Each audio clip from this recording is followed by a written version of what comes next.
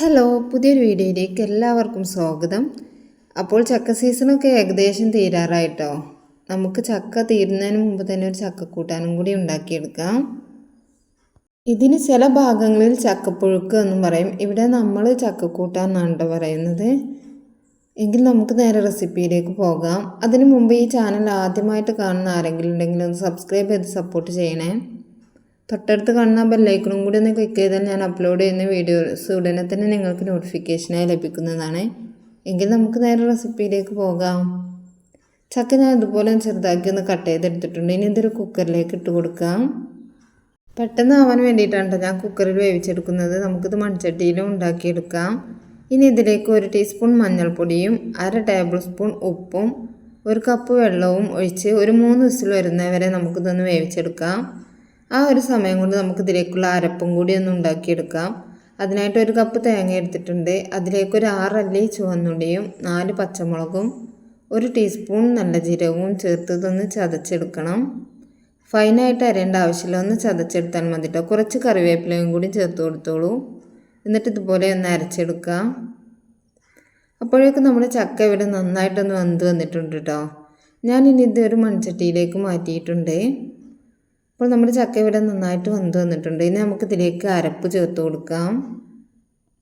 ഇതിനു മുൻപ് ഞാൻ ഒരു ഉണക്കമീൻ വെച്ചിട്ടൊരു നല്ല ടേസ്റ്റി ആയിട്ടുള്ളൊരു കറിയുടെ റെസിപ്പി അപ്ലോഡ് ചെയ്തിരുന്നു. അത് കാണാത്ത ആരെങ്കിലും ഉണ്ടെങ്കിൽ ഒന്ന് പോയി കണ്ടു നോക്കണേ. നല്ല ടേസ്റ്റാണ് അത് കഴിക്കാനായിട്ട്. അതിൻ്റെ കൂടെ തന്നെ ഒരു മീൻ ഫ്രൈയുടെ റെസിപ്പിയും കൂടി ഉണ്ട്.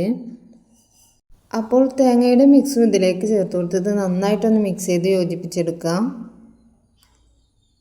ഇതിപ്പോൾ 3 വിസിലിന് നന്നായിട്ട് വെന്ത് ഉടഞ്ഞു പോയിട്ടില്ല കേട്ടോ. നിങ്ങൾക്ക് നന്നായിട്ട് വെന്ത് ഉടയണമെന്നുണ്ടെങ്കിൽ ഒരു 4 വിസിൽ വരെ വേവിച്ചെടുത്തോളൂ. ഇത് മിക്സ് ചെയ്യുന്ന സമയത്ത് തന്നെ ഇത് നന്നായിട്ട് ഉടഞ്ഞു വരും കേട്ടോ. നമുക്കിത് നന്നായിട്ടൊന്ന് മിക്സ് ചെയ്ത് തേങ്ങയൊക്കെ ഒന്ന് ചൂടായി വരുന്നവരെ ഇതൊന്ന് ചൂടാക്കി എടുക്കണം.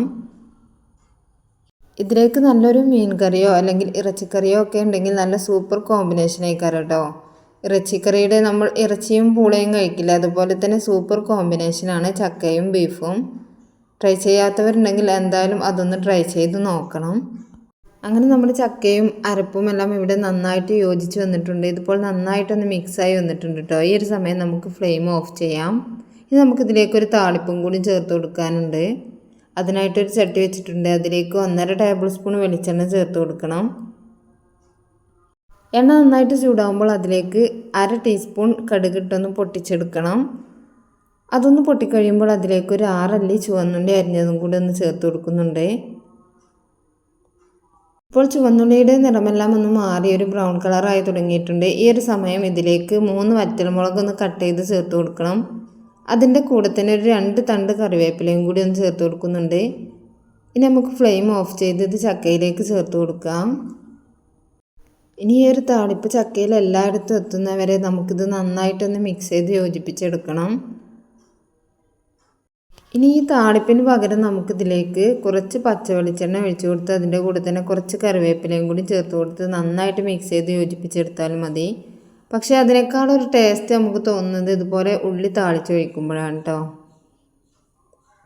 അങ്ങനെ ഇത് നന്നായിട്ട് മിക്സ് ചെയ്ത് യോജിപ്പിച്ചെടുത്തിട്ടുണ്ട്. ഇത് നമുക്ക് കഞ്ഞിക്കും ചോറിൻ്റെ ഒക്കെ കൂടെ കഴിക്കാനായിട്ട് പറ്റും. അതുപോലെ തന്നെ വെറുതെ ഒരു കട്ടൻ ചായയുടെ കൂടെ അങ്ങനെ കഴിക്കാനായിട്ടും നല്ല രുചിയാണ്.